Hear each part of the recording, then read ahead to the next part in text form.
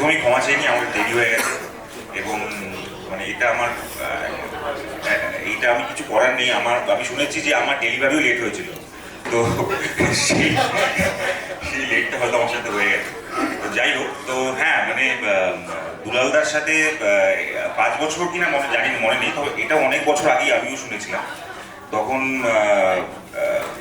গল্পটা দুলালদা আমাকে খুবই মানে ওয়ান লাইনে বলা যেতে পারে, খুব অল্প সংক্ষেপে শুনিয়েছিল এবং তখন সামহাও কাজটা হয়নি, আলটিমেটলি যেটা হলো।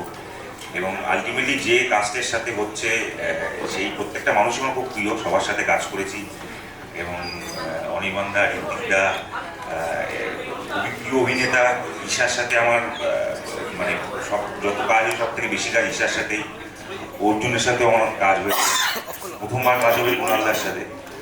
এবং ফুটবল নয়, ফুটবল নিয়ে গল্প নয়, পলিটিক্যাল ড্রামা বলছে যেমন দুলালদা, কিন্তু ফুটবল একটা ইন্টিগ্রাল পার্ট এই গল্পে।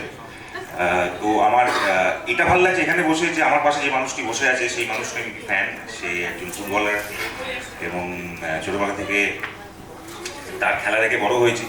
তো ফুটবল কোথাও না কোথাও গিয়ে জড়িত আছে, সেটাতে আমার খুব ভালো লাগছে, কারণ ফুটবল আমি খুব খেলতে পছন্দ করি। আমি নিজেকে ফুটবলার, একটা সময় অব্দি ফুটবলারই বলতাম, হতে চাইতাম। তো আলটিমেটলি সেটা হয়নি। অভিনয়ের মাধ্যমে, কাজের মাধ্যমে ফুটবলটাকে সেলিব্রেট করছি, তো সেটা খুব ভালো লাগছে।